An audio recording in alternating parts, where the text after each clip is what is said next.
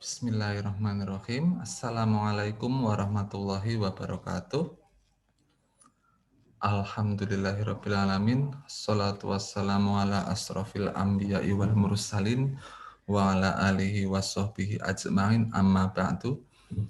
Alhamdulillah kita bertemu kembali di mata kuliah pengantar proses stokastik. Kali ini pembahasan kita masih seputar review. Jika pada video sebelumnya kita sudah membahas tentang konsep peluang atau probabilitas, kali ini kita akan membahas konsep tentang masih peluang, tapi adalah peluang bersyarat, beserta ekspektasi bersyaratnya.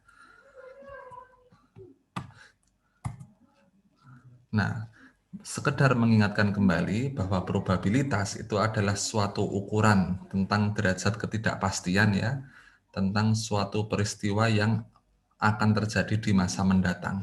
Jadi segala hal yang belum pasti itu akan memiliki nilai probabilitas. Sesuatu yang sudah pasti sebenarnya juga memiliki probabilitas, yaitu misalnya pasti terjadi, maka nilai peluangnya adalah 1, jika belum terjadi maka nilai peluangnya adalah 0. Nah, pembahasan kita di proses stokastik ini adalah terhadap sesuatu yang belum pasti atau ada kemungkinan terjadi, bisa juga ada kemungkinan tidak terjadi. Nah, sebelum kita masuk ke dalam probabilitas bersyarat, kita perlu mengetahui dulu apa yang disebut dengan probabilitas bersama atau join PDF. Ya, jadi di sini jika misalkan kita memiliki dua buah variabel random, yaitu X dan Y, berasal dari ruang sampel yang sama, ya, ruang sampelnya sama, jadi tidak boleh berbeda. Nah, ini X dan Y ini akan memiliki probabilitas bersama yang dilambangkan dengan Fx, Y. Oke, dengan syarat-syarat seperti pada probabilitas tunggal seperti itu, yaitu bahwa nilainya harus lebih dari 0 dan kurang dari 1. Kemudian jika X dan Y itu diskrit, maka jumlahan terhadap X dan Y-nya juga harus sama dengan 1. Jika kontinu, maka integralnya lah yang harus sama dengan 1. Oke. Ini tidak berlaku hanya untuk dua variabel saja. Seandainya nanti kita memiliki sampai misalnya 4 variabel, maka syarat ini kita modifikasi sesuai variabel yang kita punyai. Kita akan memperoleh f x1, x2, x3, x4. Nanti sigmanya juga berjalan dari x1 sampai x4 dan integralnya juga nanti akan menjadi integral lipat 4 jika kasusnya kita memiliki 4 variabel random. Nah, selanjutnya dari probabilitas bersama itu kita bisa menghitung probabilitas marginal. Ya, jadi jika fx, y itu adalah probabilitas bersamanya, maka probabilitas marginal itu adalah fx, seperti itu saja tanpa ada y, atau fy tanpa ada x-nya. Oke, nah untuk mencari probabilitas marginal itu didefinisikan sebagai berikut. Untuk variabel random discrete adalah seperti ini. Jika yang akan kita cari adalah fungsi dari variabel random x, maka yang kita hitung adalah kumulatif dari probabilitas bersama itu, namun hanya y-nya yang berjalan, x-nya tidak berjalan. Sebaliknya, jika yang akan kita cari adalah fy, kita hitung kumulatifnya dengan x-nya yang berjalan. Baik, sebagai contoh, misalkan X adalah variabel random, adalah sampel ya, yang menyatakan jumlah motor yang dimiliki oleh sebuah keluarga. Dan Y menyatakan jumlah mobil dari keluarga itu. Dilakukan survei 50 keluarga ya, dan diperoleh hasil sebagai berikut. Nah, kita diminta menghitung probabilitas bersamanya dan probabilitas marginal untuk X dan untuk Y. Oke. Nah, ini cukup sederhana untuk dikerjakan ya. Caranya cukup untuk fx, y cukup semuanya kita bagi dengan 50 karena total ukuran sampel kita itu ada 50. Sehingga cukup kita bagi dengan 50. Selanjutnya, jika kita ingin menghitung probabilitas marginal X, maka seperti yang rumus tadi sudah dituliskan, bahwa jika hendak mencari X, maka Y-nya lah yang berjalan. Sehingga pada saat X 0, kita akan jumlahkan 9/50, tambah 5/50, tambah 3/50, kita akan dapat 17/50. Pada saat 1, kita jumlahkan semuanya pada saat nilai X bernilai 1, begitu pula saat 2. Lalu jika kita ingin mencari probabilitas marginal dari Y, maka yang berjalan adalah X-nya. Saya ambil satu contoh, misal pada saat Y-nya 1, maka X-nya lah yang berjalan. 5 tambah 8 tambah 9 itu adalah 22, sehingga peluang marginalnya untuk Y pada saat Y-nya sama dengan 1 adalah 22/50. Dan seterusnya seperti itu. Selanjutnya, untuk probabilitas marginal kontinu, cara yang dilakukan cukup serupa apabila dia diskrit. Sebagaimana kita tahu, kalau diskrit kita menggunakan jumlahan atau sigma, sedangkan kalau kontinu kita akan menggunakan integral. Ya. Sehingga jika kita ingin mencari probabilitas marginal dari X, kita hitung kumulatifnya menggunakan integral, tetapi yang diintegralkan terhadap Y. Dan jika kita ingin mencari marginal dari Y, maka integral dilakukan hanya terhadap X saja. Seperti itu. Sebagai contoh, misalkan X dan Y memiliki probabilitas bersama yaitu Fx, Y sama dengan 2 untuk rentang 0 kurang dari X kurang dari Y dan kurang dari 1. Kita diminta menghitung marginal untuk X dan Y. Oke. Untuk marginal dari X kita integralkan terhadap Y. Karena Y itu memiliki batas atas 1 dan batas bawahnya X, maka kita masukkan di sini. Sehingga dengan proses pengintegralan kita akan peroleh hasil seperti 2 min 2X. Begitu pula jika kita ingin mencari marginal dari Y, kita integralkan terhadap X. Dengan batasnya, batas atas X adalah Y, batas bawahnya adalah 0. Sehingga kita akan peroleh nilai marginalnya adalah seperti itu. Nah, selanjutnya, setelah kita mengetahui probabilitas bersama dan probabilitas marginal, kita akan bisa menghitung probabilitas bersyarat. Oke. Jadi probabilitas bersyarat itu adalah fungsi peluang untuk X jika nilai Y diberikan, atau peluang X jika nilai Y diketahui. Jadi yang di sebelah tanda bergaris vertikal itu adalah yang diketahui, sedangkan yang dihitung peluang X-nya. Oke, didefinisikan bahwa Fx bersyarat Y itu adalah probabilitas bersamanya dibagi dengan probabilitas marginal dari yang diketahui, dalam hal ini Y. Sehingga kalau dibalik, misalnya kita ingin menghitung peluang Y bersyarat X, maka probabilitas bersama tidak akan berubah, yang berubah hanyalah marginal dari X yang akan kita gunakan. Nah, probabilitas bersama ini Fx, Y biasa dalam konstruksi peluang dilambangkan dengan irisan seperti itu. Nah, jika kedua antara X dan Y itu saling bebas, maka probabilitas bersamanya itu adalah perkalian antara marginalnya. Ya. Jika tidak berlaku seperti ini, artinya X dan Y tidak saling bebas. Sehingga jika mereka saling bebas, maka dengan mensubstitusi probabilitas bersamanya menjadi perkalian, maka peluang X bersyarat Y kita sama saja hanya akan menghitung peluang X-nya saja atau marginal X-nya. Kenapa? Karena saling bebas, maka berapapun nilai Y di sini tidak akan mempengaruhi peluang X-nya, sehingga cukup ditulis peluang X. Begitu pula sebaliknya, jika yang dihitung peluang Y-nya, maka akan diperoleh hasilnya walaupun ada syarat X, namun karena saling bebas, peluangnya akan sama dengan peluang marginalnya Y.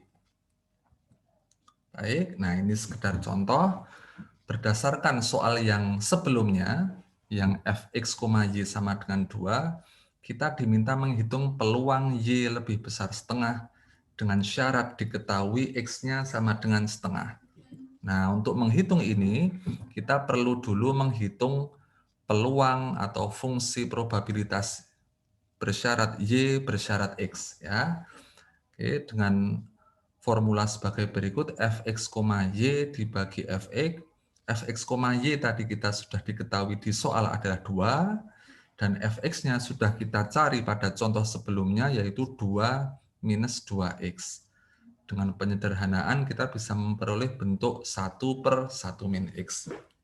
Nah, inilah nanti yang akan kita gunakan untuk menghitung peluang yang ditanyakan. Karena yang ditanyakan adalah y bersyarat x. Sehingga nanti jika yang ditanyakan sebaliknya, maka kita perlu menghitung fx bersyarat y. Oke, di sini kita masukkan dengan batasnya adalah setengah sampai 1, ya, karena batas bawah yang ditanyakan adalah setengah, dan rentang untuk y tadi adalah sampai 1, dan x-nya diketahui setengah. Sehingga setengah ini kita substitusi ke dalam peluang y bersyarat x itu, ya, sehingga akan kita peroleh nilai peluangnya adalah sama dengan 1. Nah, selain itu, selain ada peluang bersyarat, kita juga bisa menghitung harga harapan bersyarat. Kita masih ingat cara menghitung harga harapan adalah dengan melakukan penjumlahan perkalian antara X dan PDF-nya atau mengintegralkan hasil kali X dan PDF-nya. Nah, jika yang ditanyakan adalah harga harapan bersyarat, maka langkahnya cukup mirip, yaitu dengan misalnya kita hendak mencari harga harapan dari X bersyarat Y, maka kita jumlahkan hasil kali antara X dan juga fx bersyarat Y dengan catatan hanya X-nya yang berjalan. Karena Y-nya sudah diketahui.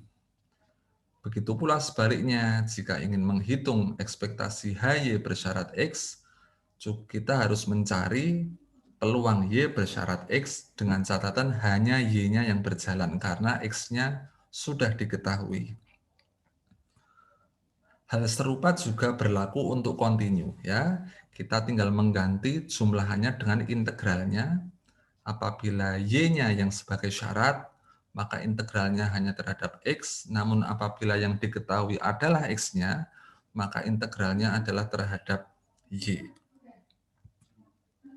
Sebagai contoh, masih dari soal latihan nomor 2 tadi, kita diminta menghitung ekspektasi Y kuadrat bersyarat X sama dengan setengah. Oke, kita tadi sudah mencari FY bersyarat X, sehingga kita tinggal masukkan di sini, namun Y kuadratnya jangan lupa untuk ikut kita kalikan.